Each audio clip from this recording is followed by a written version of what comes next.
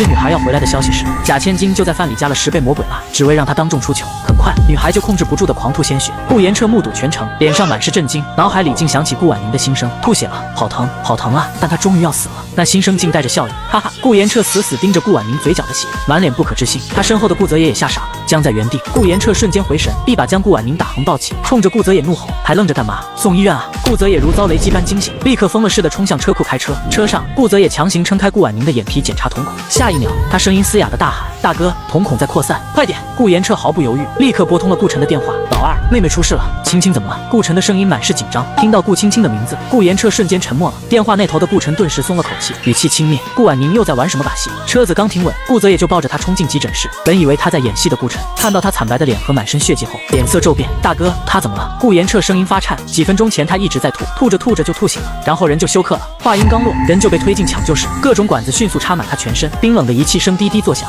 可顾婉宁竟猛地又喷出一大口鲜血。顾晨当机立断下令压迫止血，可下一秒，护士就拿着病危通知冲了出来，风险极高，存活率不到10%，家属快签字。顾泽也颤抖着手签下名字，没有丝毫犹豫，快，立刻给他输血。鲜红的血液缓缓输入体内，血总算止住了。顾婉宁感觉自己轻飘飘的，身体却极度难受，耳边只有仪器催命般的滴滴声，脑海里系统808级的团团转。宿主，你撑住，千万别睡。可惜他连回应的力气都没了。原来人临死前最后消失的感官真的是听觉。直到所有声音归于沉寂，顾婉宁彻底坠入黑暗。不知过了多久，手术室的灯终于灭了。顾晨摘下手套，重重松了口气。可看到床上插满管子的他，心还是狠狠一颤。顾延彻急忙跑上前，开口就问：哥，顾婉宁没事吧？顾晨疲惫地揉着眉心。顾婉宁暂时脱险，转去重症监护室观察吧。随即他脸色一沉，眼神变得无比锐利。顾婉宁到底怎么搞成这样的？顾泽也瘫坐在椅子上，长叹一口气，声音沙哑：我们都忘了，宁宁不吃油腻。他看到那桌菜就跑去吐了。顾泽也拿出手机拉了个群，仿佛下定了决心：大哥，老二，我和老三都能听见顾婉宁的心声。今天不是愚人节。顾晨满脸不信，顾延彻却说没开玩笑，等他醒了你试试。顾晨挑了挑眉，只当他俩吓出了幻觉。可就在这时，顾泽也又发来一条消息，让群里瞬间死寂：大哥，老二，顾婉宁好像一直在寻死，谁不会口嗨？拿出证据来。顾延彻首先反驳，顾晨只回了一个字：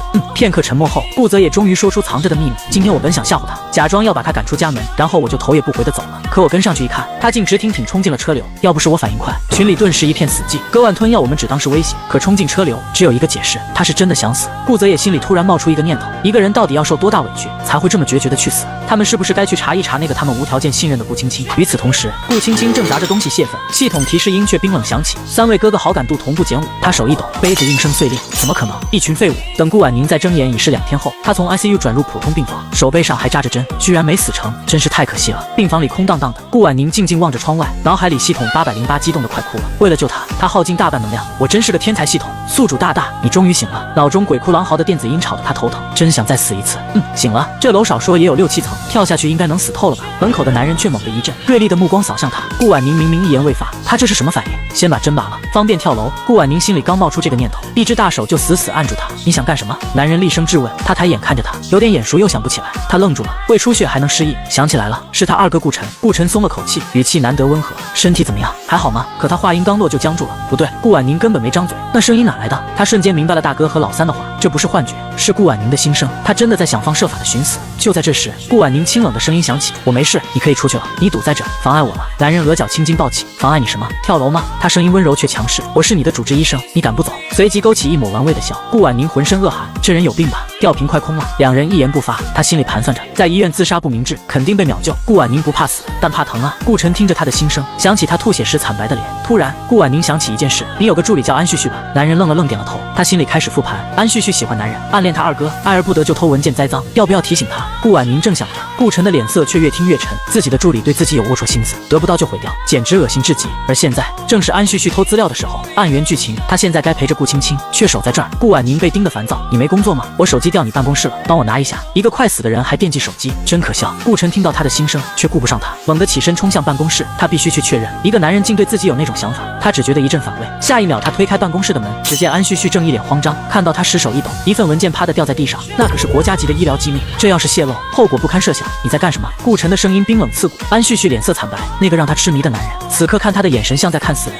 我没。顾晨却勾起一抹残忍的笑，一步步逼近，猛地揪住他的衣领，怒火中烧。这已不是私人恩怨，而是威胁国家安全。就在他拳头紧握的瞬间，一个更狠的计划闪过脑海，他要让安旭旭生不如死。1个小时后，顾婉宁听到了消息，安旭旭被辞退了，紧接着就彻彻底失踪，下落不明。顾婉宁知道肯定是顾晨干的，但这不关顾婉宁的事。叮咚，宿主大大。顾晨好感度加10，顾婉宁只是挑了挑眉，继续自己的寻死大计。可谁知事情解决后，顾晨来看他的次数竟变多了，几乎一有空就来，把他看得越来越严，让他根本找不到寻死的机会，真是绝望。这时，顾晨递来一颗荔枝，吃吗？顾婉宁沉默了，他确实爱吃荔枝，但这动作太反常了。顾婉宁记得原主的母亲是小三，原主更是母亲和野男人生的种，这才是顾家讨厌他的真正原因，也是他们冷漠的根源。他们接他回来，不过是因他带点血缘，总比那个假千金名正言顺，因此对外只说她是亲女儿，连几个哥哥都被蒙在鼓里。谁知顾晨听到他的心声，手猛地一抖，那颗荔枝险些落地，他整个人僵住，死死地盯着他。顾婉宁心里还在嘀咕，自己和这几个哥哥压根没血缘关系，搞这么亲密也太别扭了。然而顾晨的脑子快要炸了，他终于明白了，为什么他跟父亲长得一点不像，这张脸太过明艳，就算死气沉沉，也只是平天高冷，简直美得惨绝人寰。他的亲生父亲一定相貌极好。怎么了？顾婉宁的声音让他瞬间回神，顾晨才想起自己正失礼地盯着他看，他立刻轻咳一声，我有点事，先出去。说完，他转身冲出病房，下一秒在兄弟群里扔下重磅炸弹。顾晨，婉宁和我们没有血缘关系，我从他的心声里听到的。正在洗漱的顾延彻看到消息直接傻眼，顾延彻开什么玩笑？倒是顾泽也冷静许多，早有猜测，毕竟他和爸长得一点不像。顾晨再次确认，顾晨他是母亲和别的男人生的，但父亲对外宣称是亲女儿。就在这时，顾延彻突然抓住了重点。顾延彻在他天天想着怎么死的心声里，你能捕捉到这个关键词可真牛。老二，你最近是不是在他那待了很久？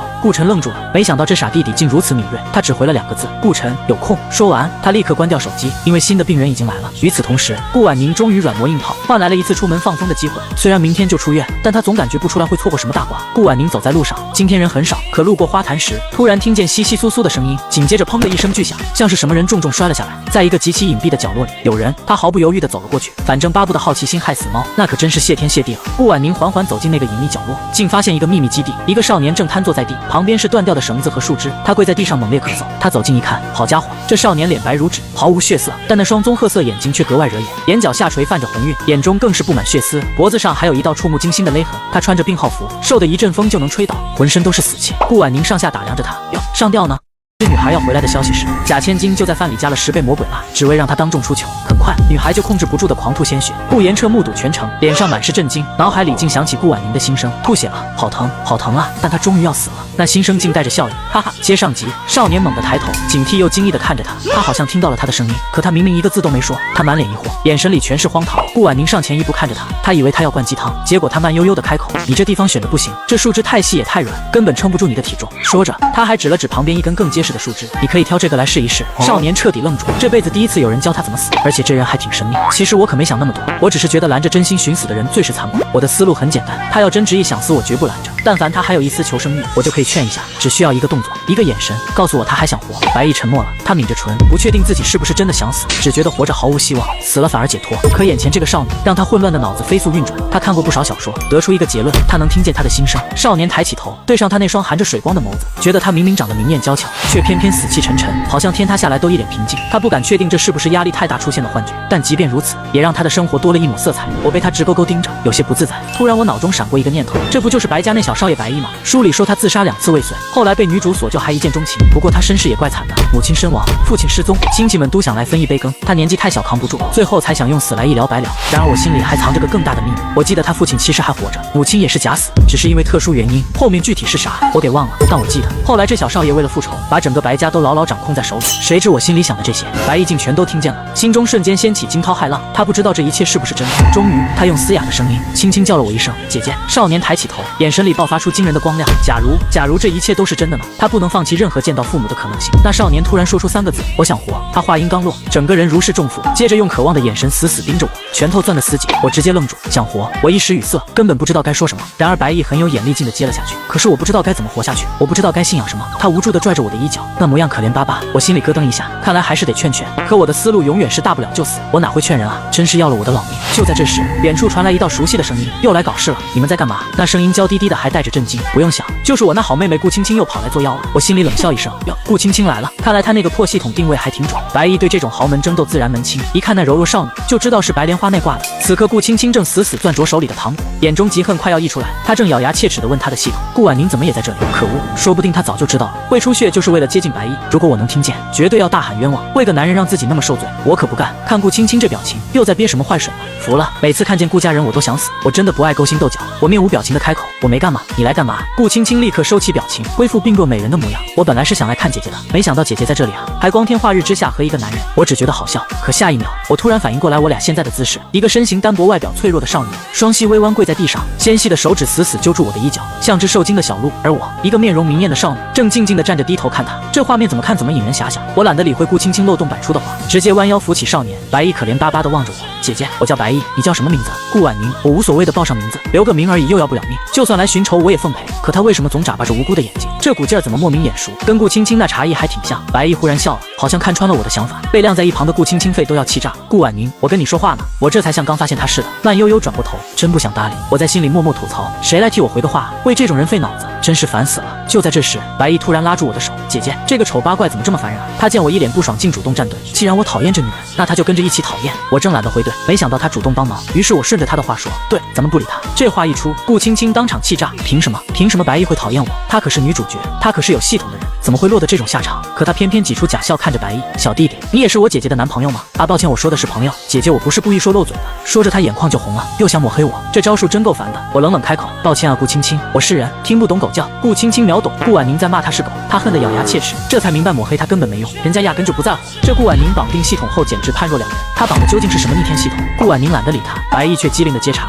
姐姐，他叽里咕噜的我一句也没听懂。顾婉宁心中暗笑，这小绿茶还真会来事儿。少年被这称呼喊得一怔，他则悠哉的看顾青青气到跳脚，心中默念，系统把他的绿茶可怜值拉满，目标锁定白衣。叮，绿茶可怜属性加载完毕。下一秒顾青青就换上副委屈面孔，泪眼婆娑的咬着唇，那模样简直我见犹怜。808紧急上线，宿主大大检测到了，就是顾青青那绿茶系统在作祟。话音未落，顾青青眼泪就断了线，为什么你们都要这么对我啊？白衣身形一滞，心头莫名泛起一阵疼惜。808急了，宿主，白衣中招了，你真不管吗？顾婉宁轻笑出声，两个绿茶斗法还能看不穿对方的把戏？再说他懒得动，真的好麻烦。808彻底无语。果然，白衣猛地清醒过来，他脸上写满了后怕。同为绿茶，他怎会看不出这点伎俩？可刚才就是鬼迷心窍，要不是听见顾婉宁的心声，他铁定就着了道。白衣看这世界的眼神都亮了，他心中兴奋翻涌，瞬间不想死了。原来顾婉宁也有系统，只是看似无用，而顾青青的系统就是靠绿茶演技博取同情，只要数值拉满，再冷静的人也得被控。这世界可比他想的刺激多了。他勾起嘴角，对着顾青青绽放一个灿烂至极的笑容，直接把对方看傻了。见白衣冲自己笑，顾青青脸颊绯红，以为自己赢定了，心中得意非凡。顾婉宁的系统再牛又如何？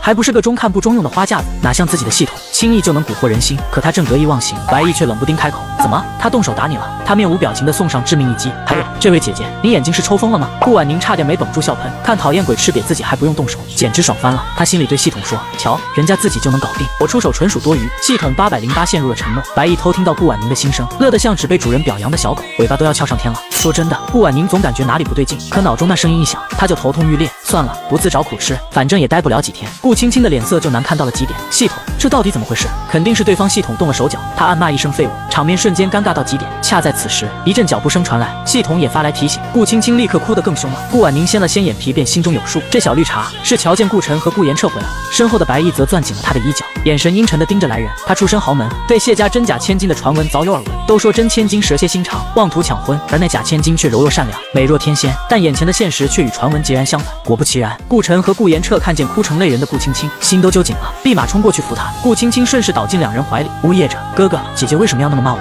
她为什么要这样对我？”听着他泣不成声的控诉，两个哥哥心都快碎了，真会演。顾婉宁心中冷笑不止。顾言彻听到他的心声，当场炸毛，一把将顾青青护得更紧。顾婉宁，你为何要一再针对青青？一旁的顾晨却没出声，只是沉默地凝视着他。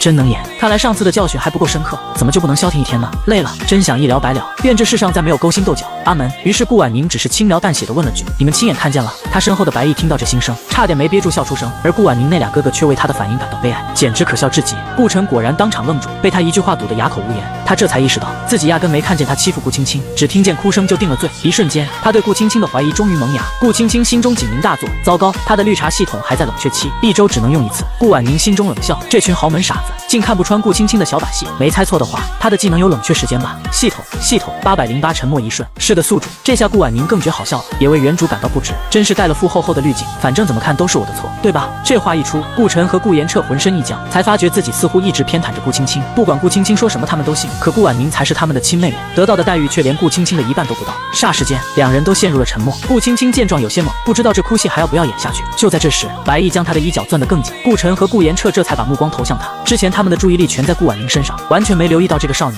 只稍微一打量，两人就认了出来，是白家那个小少爷白毅。于是顾延彻冷声开口：“白小少爷，我劝你别多管闲事，这是我们的家务事，你还是先操心你自家的烂摊子吧。”话里满是威胁。谁知白毅非但不怕，反而眼圈一红，瞬间蓄满了泪水，眼角泛红，像只受惊的小狗般可怜兮兮地垂下头，开始低声抽泣。接着他小心翼翼地牵起顾婉宁的手腕，他一回头，他便抬起脸让他看清自己的表情。姐姐，我知道我的家世可能配不上你，但是我对姐姐的心是真的。他声音颤抖，满是委屈与不甘。说着说着，他自己都觉得委屈上了头，眼泪不受控制地滑落。也许姐姐不信我，但我会拼尽全力，把最好的都给你，我绝不会无端冤枉姐姐。他的语气坚定无比，仿佛在立下什么神圣誓言。话音刚落，他身子甚至开始摇晃，眼神还若有似无地瞟向顾婉宁那俩哥哥，挑衅意味十足。顾婉宁、顾延彻、顾晨、顾青青。顾婉宁心里咯噔一下，虽然知道他在演，但看着真的好可怜。他这是在替我解围啊，这人还怪好的嘞。听到顾婉宁的心声，顾延彻和顾晨的脸都气绿了，肺都快气炸。可在这滔天怒火里，他们又隐约感到一种莫名的熟悉，而被彻底忽略的顾青青脸都僵了，他恶狠狠地盯着几人，牙齿咬得咯咯作响。事情的发展完全失控，他彻底陷入了两难。我可是有系统的女主角啊，怎么会搞成这样？而顾婉宁那俩哥哥对上他略带责备的目光，竟一时语塞。顾婉宁心头涌上一阵疲惫，好累，真的好累。这种争斗到底有什么意义？顾延彻听到他的心声，竟然冒出了带他去看精神科医生的荒唐念头。白毅似乎也察觉到他心里有点不对劲，他看着那俩哥哥的神情，一个猜测浮上心头，如果这是真的，那他听到的就不是幻觉。在气氛僵持时，顾婉宁心里又开始盘算，白毅的保镖差不多该到了吧。果不其然，下一秒，远处就传来一阵急促的脚步声，人来了。脚步声由远及近，黑衣保镖的身影出现，个个神色焦急。顾婉宁若有所思地看向白毅，少年只是微微垂手，不知在盘算什么。就在这时，为首的保镖快步走到白毅跟前，语气急切：“少爷，您身体不好，可不能到处乱跑啊。”白毅这才抿了抿唇，对顾婉宁露出一抹微笑，他轻声问道：“姐姐，我要走了，不过姐姐，你愿意和我一起走吗？”少年那双水汪汪的狗狗眼闪着天真无邪的光，配上那张毫无攻击性的脸，让人根本无法拒绝。旁边的保镖都看傻了，他们家少爷除了对自家母亲，从没对谁这么亲近过。顾婉宁稍作停顿，正在权衡利弊，可就在他准备开口的瞬间，顾晨猛地冲上前，一把将他拽到身后，眼神死死盯着白毅，眼里满是冷意。“白少爷，她是我妹妹，你这么问不合适吧？”白毅毫无畏惧地迎上他的目光，可是得看姐姐怎么选啊。我的声音突然插了进来，不了，我还是待在自己家吧。白毅的眼神瞬间暗淡，但他却听到了我真正的心声，我还是不太想和这个世界产生太多纠葛。他彻底沉默了，原来姐姐拒绝我，只是不想和我扯上关系，他心里更难过了。但下一秒，白毅还是勾起一抹笑，乖巧地向我道别。“好的，姐姐。”他对着黑衣人使了个眼色，保镖立刻会意，带着他火速撤离。现场只剩下尴尬到攥紧拳头的顾青青。顾延彻的注意力全在刚才的闹剧上，几乎忘了他们此行的目的。顾青青顿时一阵心慌，她害怕顾婉宁会逐渐取代她的位置。可此时的我早就神游天外，这一切都与我无关。我讨厌医院的消毒水味，我想早点出院。为什么我每次自杀都会被救回来？系统还非要吊着我的命，真的太累了。就在我神游天外时，顾晨突然看向我，他上下打量一番，随即开口：“看你精神不错，应该没事了，收拾一下，我带你提前出院。”“什么？出院？”我的眼睛瞬间亮了，终于露出了笑脸。看到我这副模样，顾晨心头一软，立刻去办了手续。回到家，我才想起自己好像还有个手机，赶紧翻出来解锁，但这手机款式也太老旧了，根本不像豪门千金该用的。我心里咯噔一下，赶紧打开微信余额，我不信邪，又猛地打开支付宝余额，有零有整，挺好哈。我的心瞬间凉了半截，真是奇了怪了，哪有我这么寒酸的豪门千金？我甚至开始认真思考，现在拿刀捅死自己的可能性。要知道，我以前躁郁症发作，唯一的乐趣就是花钱，就算不花，只要卡里有钱，我就会安心。我的存款从未少于过8位数，可上一世我当了一辈子穷鬼，还以为这辈子能翻身，谁知道还是穷困潦倒。我内心瞬间崩溃，在心里疯狂咆哮：别人穿成恶毒女配不都具有钱吗？系统，你搞什么鬼？为什么我这么穷？我不是豪门千金吗？怎么会只有3669块这个惨淡的数字？我要破产了！系统808彻底沉默，他不忍心告诉我那个残忍的真相。然而我不知道的是，此时此刻，我的3个哥哥正站在我房门口。全家误解后，女孩只想在学校当个小透明摆烂，谁知哥哥们能听见她的心声，天天追着她忏悔。更离谱的是，她那不食人间烟火的校草同桌也能听见。接上集，3位哥哥站在门口，本以为妹妹在家是众星捧月的千金，谁知她竟穷困潦倒，甚至连钱花在哪都毫不知情。他们猛然惊醒，1个月前，正是他们听信顾青青的谗言，没收了妹妹的银行卡。然而，他们竟把这件事忘得一干二净。这时，顾延彻的目光扫过妹妹稀少的衣物，竟然还有几件是顾青青不要的救活。他瞬间明白，那些见风使舵的庸人，恐怕早已把妹妹踩在脚底。可是，顾青青每月的零花钱都是上百万，强烈的愧疚涌上心头。3人不约而同转身离开。下一秒，他们同时打开手机，而此刻正在崩溃的顾婉宁突然看到3条转账提醒，她数了数，整整50万。不操！另一边，顾延彻已经决定过几天就把存了几百万的银行卡还给妹妹。可就在这时，顾青青正坐在公主床上，眼里满是怨毒。为什么顾婉宁变了？为什么她不再是自己的垫脚石？她必须用更狠的手段。系统，如果顾婉宁把我手腕弄骨折，哥哥们会怎么看她？系统沉默片刻，机械的分析，所有人都会认为是你最爱的小提琴被毁了。将被千夫所指。顾青青的脸因嫉恨而扭曲，笑容却越发诡异。宿主，我可以帮你，伤势看起来极重，实际上却不伤根本。好，很好。第二天清晨，顾婉宁因为那笔巨款睡得神清气爽，没办法，她就是个财迷。她懒洋洋地躺着，享受难得的放空。可她的系统808却急坏了，生怕宿主下一秒就碎掉。话说你在我脑子里到底有什么用？808瞬间傲娇起来，我会的可多了，检测好感度，追踪任务目标，还能帮你吊命续命。说着说着，808觉得自己牛逼坏了。结果顾婉宁淡淡一句，好鸡肋啊。808彻底沉默，他忘了自己的宿主天天就想着怎么去死，这些保命功能对他而言全是垃圾。半小时后，王妈敲响了房门，婉宁小姐，该起床了。顾婉宁应了一声，起身，穿上昨天那套旧衣服。刚走下楼，4道目光瞬间聚集在她身上。卧槽，看我干嘛？我知道我貌美如花，但我的社恐要犯了。听到心声，3位哥哥立刻收回视线，只有顾青青还死死盯着他，更是一把上前抱住他的手臂。姐姐坐我旁边吧，爸妈明天就回来了。他心里却在鄙夷顾婉宁这身穷酸样，正好衬托自己的高贵。我操，他又憋什么坏水？这次想直接暗杀我，其实也不是不可以。此时兄弟3人也注意到了2人的天差地别。顾青青穿着精致的贵族校服，像一朵娇艳的花，而顾婉宁一身简约白 T， 却硬是穿出大牌的死寂感。他们的心猛地一沉，妹妹的衣服都被扔了，现在竟只能穿这种连佣人都不穿的衣服。顾延彻终于开口，声音沙哑，你休息够了，该去上学了。之前不是他让我把保送名额给顾青青，恨不得我立刻消失吗？顾延彻动作一顿，一群神经病，真当我傻子？让出名额我没了利用价值，怕不是要被直接扔出去？不如我把顾家炸了，同归于尽。砰！剩下2人吃饭的动作瞬间僵住。顾婉宁却淡定接话，知道了，顾大少爷。这一声顾大少爷刺得男人心头发紧，他立刻掏出一张卡，这里面有1000万，你先花，是我们忘了。吃完饭换上校服，和青青一起去学校。顾婉宁接过卡，点了点头，服了，兜兜转转还是要去上学。我都会了，去什么？和一堆神经病打交道吗？我可记得原主在这个学校被霸凌过，餐桌上瞬间死寂，其余3人什么？顾婉宁在学校被霸凌了？他们想追问，可他的心声却飘到别处。话说我的校服在哪？刚换好校服，顾青青那张清纯无辜的脸就出现在门口。姐姐，大哥今天顺路送我们，快走吧。顾延彻送，真稀奇。顾婉宁只是轻嗯一声，眼皮都没抬。谁知就这一个动作，顾青青的眼眶瞬间通红。顾婉宁满头问号。车里，顾延彻和顾泽野也是一脸懵逼，他们看得清清楚楚。顾婉清一句话没说，顾青青却已经一副受尽委屈、泪水连连的模样。顾婉瞬间恍然，原来是观众来了。这俩蠢货要是再不分青红皂白指责我，老娘又要浪费脑细胞自证清白。他精准的掉下一滴泪。姐姐是不是不喜欢我？为什么要这样？顾婉宁皱眉，发出灵魂质问：我怎样对你了？顾青青猛然一僵，这才想起眼前的顾婉宁早已不是那个任他拿捏的哑巴。他下意识看向车里的哥哥们，却有一种不祥的预感。结果顾延彻只是揉揉额头，好了，快上车，要迟到了。居然没找我事也好。车上死一般的寂静。到了贵族学校门口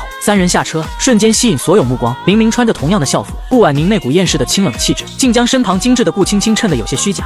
我教室在哪？这么久没上学，不会迷路吧？一旁的顾泽也听到心声，立刻明白他真忘了。他转头对顾青青温柔一笑：青青，你带婉宁去班上，我要先走了。顾青青甜甜应下，随即转向顾婉宁，眼眸含笑：姐姐，跟我走吧。终于到了教室，2人踏入瞬间，所有视线齐刷刷投来，他们竟然一时间没认出顾婉宁。嫉妒在顾青青心中翻涌，但她脸上依旧挂着完美的微笑。就在这时，一个清冷的少年缓缓抬头，眼神带着狐疑，死死盯住顾婉宁。是她，他们终于认出来了，那个厌世清冷的美女，竟然是他们平日里深恶痛绝的顾婉宁。怎么可能？他们之前怎么没发现顾婉宁长得这么漂亮？系统，我坐哪？808兴奋起来，看见那个贼帅贼清冷的帅哥没？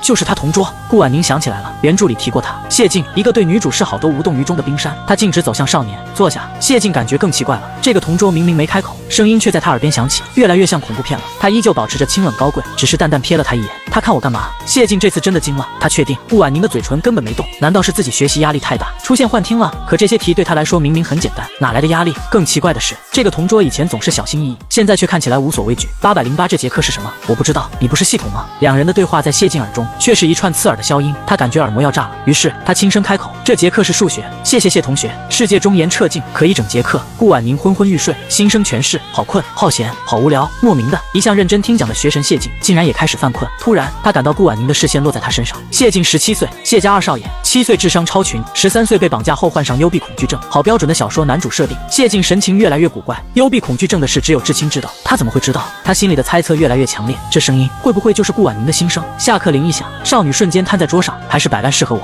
少年刚想开口，顾青青却拿着练习册走了过来，面带红晕：谢同学，我有一道题不会，你能教教我吗？哦豁，顾青青来攻略谢晋了。谢晋看着眼前的顾青青，再看看周围人看好戏的目光，只觉得无比烦躁，于是是谢晋毫不留情地拒绝，抱歉，我现在没空。谁知顾青青竟不甘心，咬着唇追问，谢同学你要忙什么？我能帮忙吗？谢晋彻底烦了，他皱紧眉头，声音冰冷刺骨，无可奉告。顾青青被这声音吓得后退一步，立刻就有男生上前扶住她，青青别难过，我会这道题，我来教你。顾青青回头一看，一个长相普通的男生正满眼心疼地望着她，她瞬间感到一阵恶心，立马拉开距离，勉强挤出一个苦涩的笑，我没事的，哈哈。在别人眼里，她就是一朵坚强又柔弱的小白花。顾婉宁看着这群人心疼的眼神，只觉得神经病，这个世界这么降智的吗？都是豪门，看不出这点小伎俩。808突然补充，宿主，你可以打破这一切，只要你揭发女主，所有人都会觉醒。然而顾婉宁只是迅速闭上眼，仿佛将一切隔绝。与此同时，谢晋也察觉到不对劲，他们都出身豪门，怎么可能看不穿这点心机？为什么所有人却像失去理智一样，无条件信任顾青青？更诡异的是，顾婉宁到底在和谁说话？系统和世界又是什么意思？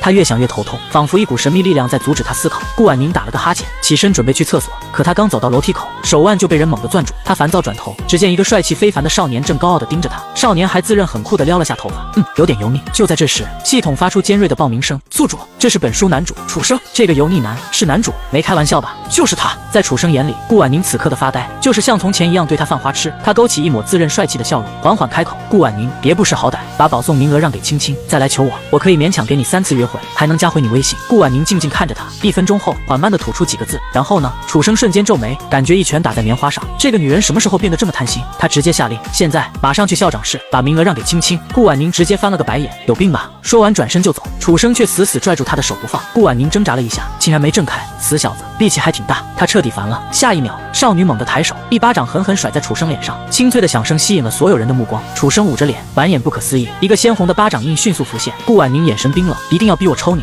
得知女孩要回来的消息时，贾千金就在饭里加了10倍魔鬼辣，只为让她当众出糗。很快，女孩就控制不住的狂吐鲜血。顾延彻目睹全程，脸上满是震惊，脑海里竟想起顾婉宁的心声：吐血了，好疼，好疼啊！但她终于要死了。那心声竟带着笑意，哈哈。接上集，顾婉宁干脆转身直奔洗手间。然而，当顾婉宁回到教室，无数异样目光齐刷刷射来，可她毫不在意。谁不知道，顾婉宁身为顾家真千金，楚生名正言顺的未婚妻，却爱她爱到疯魔。偏偏楚生只爱那个假千金顾青青。顾婉宁瘫坐在座位上，长舒一口气，明明早就预判到会有人找麻烦，却还是觉得好累。谁说活着很美好？他真想当场死一死。谁知脑海里的系统808立刻跳出来：宿主别怕，我能缩小死亡概率，你想死也死不成。他瞬间无语，是吗？那我回去就上吊试试。旁边听着顾婉宁心声的谢晋终于发现自己这个同桌好像精神状况不怎么好。此后整个下午都安宁许多，只是顾婉宁总能感到一道道视线落在自己身上，只要别来惹事，一切都好。紧接着放学铃声响起，顾婉宁收拾课本，打了个哈欠，摸鱼摸得真爽。可那个同桌总是有意无意看他，被顾婉宁发现后还慌张的到处乱看，真是个怪人。他懒得理会，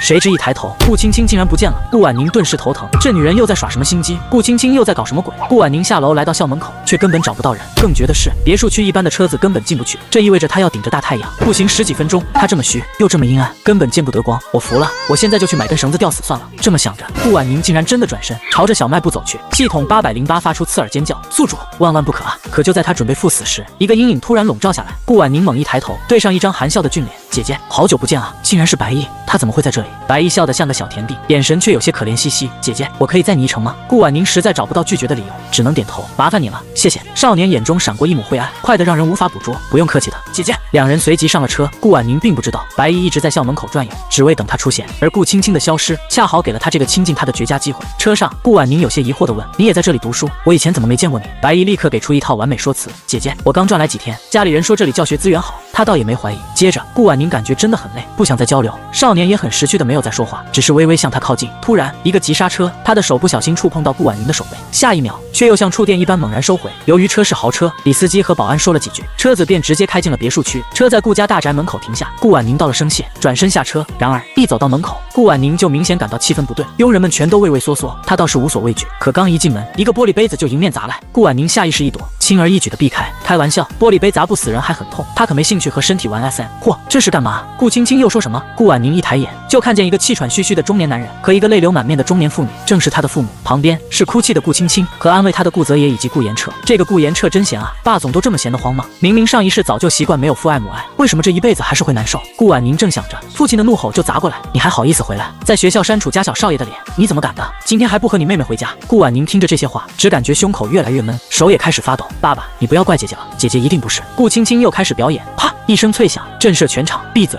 谁让你说话？顾婉宁冰冷的目光射向顾青青，顾青青捂着脸，难以置信。顾父瞬间暴起，怒目圆睁地看着他，啪。又是一个更响的巴掌，直接扇在顾父脸上。你也闭嘴！这一下世界都安静，所有人都被他的狠力镇住。顾青青这才真的委屈，哭得更大声。顾婉宁强压着翻涌的力气，一字一顿。楚生犯贱，让我把保送名额给顾青青，我不给，他还拦着我。第二，你可以去看看监控，是不是我不愿意和顾青青走？说完，他头也不回的离开。可顾婉宁的身体却在控制不住的发抖。顾延彻和顾泽也都看见了，好难受，好难受，去死去死！回到房间，他手抖的几乎锁不上门。就在这时，一股阻力传来，顾婉宁抬起眼眸，声音不咸不淡：“干什么？”是顾延彻。他噎了一下，思考着措辞：“我觉得你状态不太对，来看看你。”可他刚想说话，顾父的怒吼就从楼下传来：“顾婉宁，我供你吃，供你喝，你还反了天！”顾婉宁只觉得无比讽刺。好了，先去看看你的好父亲吧，别待会喘不上气憋死。顾婉宁想关门，男人却倔强地抵着门。见他满脸不耐烦，他声音竟难得变得柔和：“婉宁，哥哥来看你一会，可以吗？”他的固执让他更烦，好烦啊！他什么时候变得这么烦了？想起来是我哥了，刚刚怎么装哑巴？恶心！顾婉宁知道自己拗不过他，只好放他进来。可顾延彻进来的那一刻，却瞬间愣在原地。房间里陈设只有简约的黑白灰，这分明只是一间客房。这间客房虽然不小，可对比顾青青的豪华公主房，就显得格外寒酸。顾延彻很少仔细打量这个房间，因为从一开始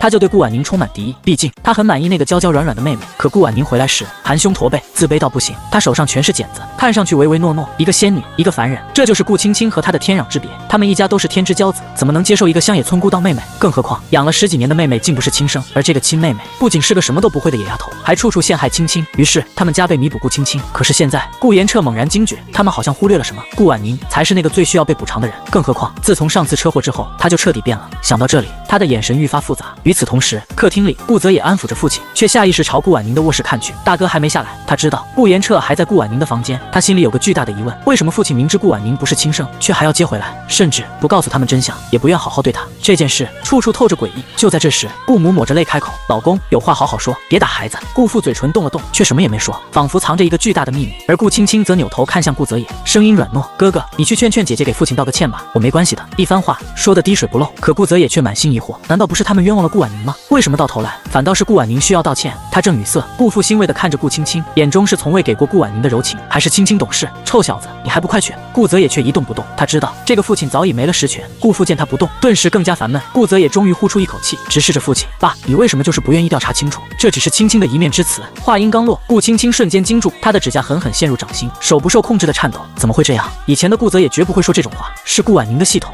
一定是。顾父更是不可思议地看着顾泽野，怒吼出声：“孽障！我是他的父亲，我养着他，哪有孩子打父亲的道理？”顾泽野想反驳，可他不是你的孩子啊！但这句话偏偏卡在喉咙里，怎么也说不出口。他的眼神开始迷茫，脑中一片混乱。读心术突然的失声，还有系统，这个世界真的真实吗？就在这时，顾青青的声音再次响起：“哥哥，是不是姐姐跟你说了什么？”少年猛地看向他，看着这张善良可爱的脸，他真的是这样吗？突然，一股剧痛席卷脑海，他身体一晃，靠在沙发上，耳边的吵闹声渐渐远去。他站起身，没再看任何人一眼，径直回了屋子。一切都太荒谬了，他现在必须休息一下。客厅里，顾母察觉到顾泽野的不对劲，刚刚皱起眉头，可一接触到顾父的视线，他立刻变脸，重新开始抹泪：“老公，这次是婉宁不对，过几天我一定让她来道歉。”而此刻，顾婉宁的卧室中，两人陷入沉默。顾婉宁已经彻底平静下来，她只是懒懒地靠在床头，看着身旁的顾延彻，轻啧一声，无事献殷勤，非奸即盗。这心声让顾延彻只觉得满嘴苦涩。原来他想对她好，在他眼里也是别有所图。他们的关系怎么就变成了这样？他想不明白，只知道这个妹妹好像真的不想要他这个哥哥。可是，就算现在这样，顾婉宁以前做的那些错事也并没有解释啊。然而，他今天实在消耗了太多精力，困得不行。他打了个哈欠，直接开口：“我要休息了，你出去吧。”男人见他确实平静，轻轻嗯了一声，他默默打开手机，直接为顾婉宁转了几万块过去。下一秒，顾婉宁正准备写作业，就听见手机提示音：“到账几万元。”看着余额增加的数字，他原本不爽的心情瞬间好转。顾婉宁就喜欢这种一言不合就打钱的，虽然他现在很有钱，但这张卡在顾家手里，他必须自己存钱，当然该花的钱一分也不能少。顾婉宁3下5除2写完作业，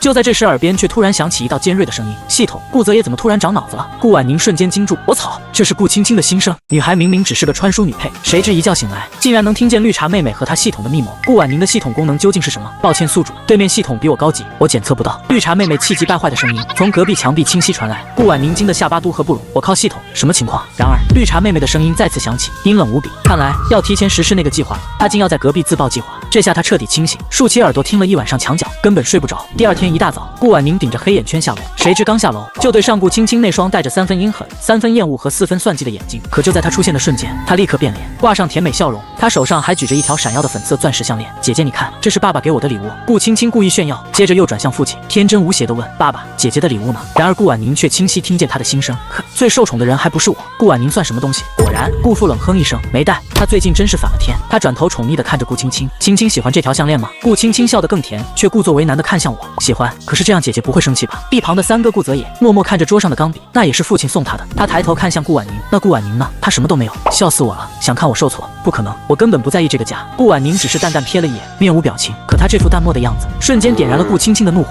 她原本想看顾婉宁崩溃，结果自己反倒像个跳梁小丑。下一秒，顾青青不甘心地冲上来，一把抓住顾婉宁的手。姐姐，你不会真生气吧？你不是最大方吗？顾婉宁微微皱眉，声音冰冷，没生气，但请你松手。顾青青竟下意识松开，反应过来后气得直跺脚。哎，好烦啊！大早上就搞这一出，无聊。就在这时，顾泽也猛然起身，一把拉住我的手就往外走。顾婉宁有些疑惑，他竟然会帮我。身后传来顾青青气急败坏的心声：顾泽也怎么回事？跟中邪了一样。看着顾青青不开心，他就开心了。直到门口，司机早已开着豪车等候。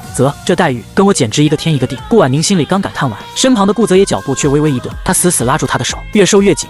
顾婉宁疼得倒吸一口冷气，他才猛然回神，他更加疑惑，顾泽也干嘛啊？看我的眼神怎么怪怪的？谁知顾婉宁刚这么想，就看见少年眼尾越来越红。你怎么了？他却撇开头，傲娇的昂起头，没什么，快上车，要迟到了。顾婉宁彻底沉默。上了车，他能感到顾泽野的眼神不断往我身上瞟，为什么一个两个总看我？我知道我长得好看，也不用这样吧。少年听见他的心声，心脏猛地一跳，他似乎涌起一股莫名的委屈。为什么那个曾经追着他甜甜叫着三哥的女孩不见了？他甚至都不再叫他三哥。突然他用力拉了我一下，烦，干嘛呢？顾婉宁一转头就对上少年那双有些可怜的狗狗眼。前方司机非常懂事地升起了隔板，车内空间瞬间密闭。顾泽野的声音变得异常温和，甚至带着一丝宠溺。他轻声开口，说出一句让他起满鸡皮疙瘩的话：妹妹，你叫我一下好不好？顾婉宁浑身一僵，往旁边挪了挪。顾泽野，他摇头，眼里写满失落。不是这个。他皱眉思考，这人又有什么称呼？顾家老三。少年脸色一白，心彻底凉了。不是的，这顾泽野怎么神戳戳的？那还想让我叫你什么？少年嗓音微哑，几乎是在祈求。不对，你应该叫我三哥的。我靠，这哥们是不是拿了霸总剧本？顾婉宁冷笑一声，直接对脸，你三哥配吗？一句话让顾泽野瞬间沉默，嘴角泛起苦涩。他最近总能感受到他的情绪，甚至梦里都在重温过去的伤害、懊悔、痛苦、窒息，让他明白一切都是咎由自取。车子缓缓停下，我会补偿你的，婉宁。他声音平静，却充满无尽的苦涩。顾婉宁毫不犹豫开门下车，补偿不过是安慰自己的借口罢了。恶心，造成的伤害怎么可能弥补？我没资格替原主原谅你。身后，顾泽也猛地喘了口气，身体一软，直挺挺倒了下去。昏迷前，他还在奢望我看见他这样会不会关心一下。可惜顾婉宁头也没回，直接走进班级。系统，顾泽也怎么回事？连剧情没这段啊？系统808却在暗喜。宿主，也许是他们发现了什么吧。顾婉宁似笑非笑，根本不信。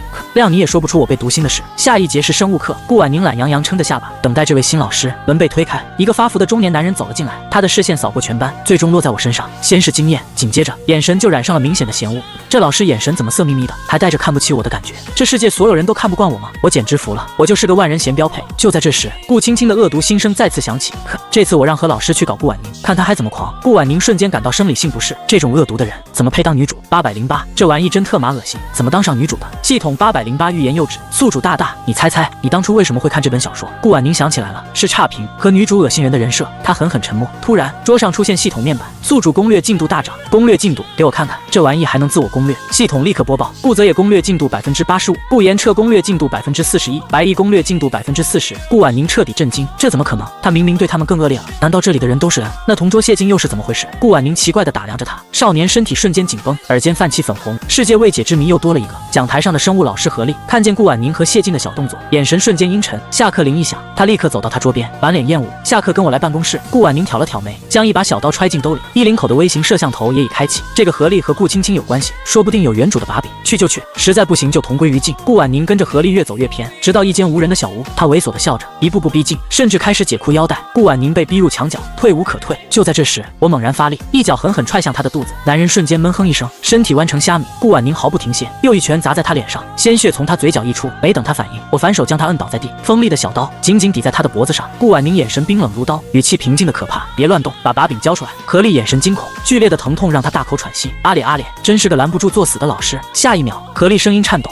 你先放我起来，我拿手机。顾婉宁看着他，突然扬起一个甜美的笑。好啊，他被我的笑容晃了眼，欲望再次浮现。可就在顾婉宁松开手的瞬间，他竟瞬间变脸，像野兽一样猛扑过来。然而他早有预料，一个轻盈侧身便轻易避开。紧接着，顾婉宁顺势一脚正中他的腹部，他猝不及防，重重摔在地上，再也站不起来。顾婉宁缓缓走到他身旁，毫不留情的抬脚，猛地踩上他的后背，凄惨的叫声瞬间响起。此刻，他眼中只剩下彻骨的恐惧。顾婉宁再次开口，声音却带着一丝诡异的温柔：交出来哦，不然我不介意割掉你的。他的眼神缓缓移向他的下半身，何丽惊恐地向后一缩。OK， 这下确定了，真有把柄。他还在嘴硬，不行，我会报警。顾婉宁笑了，笑得让他胆寒。这里没有监控，我一个弱女子，谁会信你？他喉咙一堵，终于老实，哆哆嗦嗦地掏出手机。当他点开相册，顾婉宁的心脏猛地一揪，照片上是一只病恹恹的小猫。何丽带着哭腔，崩溃大喊：猫不在我手上，在顾青青那，你去找他，别杀我。又是顾青青，看来他是真的欠收拾了。系统808立刻科普：宿主，这是原主最重要的小猫平安。顾婉宁眼神再次变冷，和顾青青的聊天记录呢？何丽心虚地咽了口水，没有，顾青青让黑客删了，果然有点心机。他面无表情地吐出4个字：转账记录。何丽彻底惊呆，脱口而出：你怎么知道？这下我真的笑了，就爱和这种傻子玩，一个屏直接把大招交了。顾婉宁眼神无辜，语气却充满挑衅：没啊，我不知道，我只是炸你一下。何丽气得快要吐血，却只能乖乖调出转账记录，截图发给他。顾婉宁满意一笑，夺过手机，紧接着一个手刀狠狠敲向他的后颈，谁知他没晕，反而疼得嗷嗷直叫。他不信邪，又是一个手刀，这下终于晕了。古装电视剧撑不起我啊！顾婉宁一把抽过他的手机，点开顾青青的聊天框，迅速输入一串字发送。做完这一切，顾婉宁累得几乎站不稳，好累，我能不能现在就晕在这里？不能，宿主，他这么搞你，还虐待你的猫，你忍得了？坏了，这个真忍不了，他可是个猫奴。就在这时，一个焦急的身影冲了进来，是谢晋。他气喘吁吁，平时清冷的模样荡然无存，满眼都是担心。你没事吧？有没有受伤？顾婉宁摇了摇头，突然想到什么，你能帮我保密吗？少年看着我祈求的表情，心脏狂跳，下意识就点了头。顾婉宁猛然意识到一个严重问题，现在是上课时间，谢晋可是优等生。谢晋却状似无意的开口：我已经和老师请过假了。顾婉宁松了口气，一个计划在脑海中成型。808，你能检测到平安在哪里吗？当然。宿主，你想干嘛？他理所当然的回答：去接猫猫回家。系统大惊：你要偷猫？顾婉宁简直无语，什么偷猫？顾青青那才叫偷，我这叫猫归原主。顾婉宁转头看向谢晋：谢同学，你先回去上课，我有点事情要处理。少年下意识拉住我的衣角，他疑惑转头，他本想说有事联系他，却猛然发现我们俩现在都没手机，用什么联系？脑电波吗？少年瞬间语塞，只好松开手，语气却依旧坚定：好，小猫咪，妈妈来了。看着他猫奴血脉觉醒，808默默起了一身鸡皮疙瘩。得知女孩要回来的消息时，贾千金就在饭里加了10倍魔鬼辣，只为让她当众出糗。很快，女孩就控制不住的狂吐鲜血。顾延彻目睹全程，脸上满是震惊，脑海里竟想起顾婉宁的心声：吐血了，好疼，好疼啊！但她终于要死了。那心声竟带着笑意，哈哈。接上集，此时此刻在课堂上的顾青青打了个喷嚏，一股不好的预感如同毒蛇一般纠缠着她的全身。不过当她看见手机上的信息时，松了一口气，心中却隐隐有着一股奇怪的感觉。一下课，周围就和以往一样围来。青青，你今天又变好看了。是啊是啊，青青，我有道题不会，青青你能教教我吗？顾青青只觉得真的很烦之前她格外享受的阿谀奉承，现在的时间都让她感觉十分煎熬。终于她受不了了，抱歉，我有点事情，先走了。周围人都有一点奇怪的看着顾青青的事态，她的步伐越来越急，离得越近，她心里也越来越慌张，因为里面没有传出任何的声音。一直到打开门，她悬着的心终于死了，就见到一个中年男人倒在地上，看上去晕倒了一样，嘴角鼻子都流着血。顾青青死死地捂住嘴，不让自己尖叫出声，手不断地颤抖着。她现在彻底明白了，顾婉宁现在不止智商变了，武力值也强了很多。此时此刻，顾婉宁独自一人偷偷摸摸地来到一座陈旧的房屋外，空气中弥漫着一股浓烈的霉味。这里是一个年代久远的破旧小区，周围环境显得阴森而压抑。当顾婉宁踏进这个地方，就有些咬牙切齿了。天杀的顾青青敢这么对我家小猫！我不收拾了，顾青青我不罢休！808瑟瑟发抖地看着杀气满满的宿主，来到门前，少女拿出了一根银色的铁丝，开始了让系统呆呆的操作。撬门？不是啊，宿主你属性上也没有说会撬门啊！顾婉宁一本正经，出门在外多少得有点绝活吧？撬门简直是易如反掌，屏幕前的宝宝们这是不好的行为哦，看看就行了。Wink， 系统这下子那是一个彻底沉默。这届宿主真难带，而且还藏私货。由于这个小区本身就很残破，门也自然而然的很差。不过一会就给顾婉宁撬开了，进去的那叫一个光明正大，里面还坐在沙发上看着电视的男人彻底的呆住。一个长得很漂亮的女孩走了进来，她美得让人感觉心脏砰砰跳的那种，那双如同精灵般的瞳孔貌似有什么魔力让人深陷其中。妈妈，她遇见初恋美女了，想谈恋爱。她看着少女，朝着她露出了一个礼貌的微笑，恍惚了一瞬，然后顾婉宁轻轻地关上门，再转头问：你好，有一只小猫平安在哪里呢？壮汉过了一会反应过来了，有点惊到了，警惕地看着他，不过立马平静问道：你是谁？为什么能进来？顾婉宁还是保持着招牌完美的微笑，是顾青青让我来的，不然我为什么能够进来呢？好像是这个道理。看着少女毫不心虚的眼神以及铿锵有力的话语，都让壮汉也有些怀疑了是不是自己记忆错乱了。可是他记得清清楚楚，顾青青就是没有说会有一个少女过来啊。他突然义正言辞地问顾婉宁：有聊天记录吗？他可不是蠢蛋，怎么可能这么轻易地相信别人？坏了，这个聪明点不好骗。顾婉宁点了点头，心里面其实有点慌慌的，对着壮汉说道：有的，你过来我给你看。壮汉似信非信地走了过来，刚见着少女掏出手机准备低头查看，这个聪明点但不多，怎么顾青青专门找蠢货来侮辱我智商吗？突然感觉到了不对，可惜晚了，自己的腰间被什么凉凉的东西抵住。他低头一看，是一把明晃晃的刀，而顾婉宁则还是保持着那个温和有礼的表情，却让人感觉觉不寒而栗。他下意识的想要挣脱开，却感觉自己根本动不了，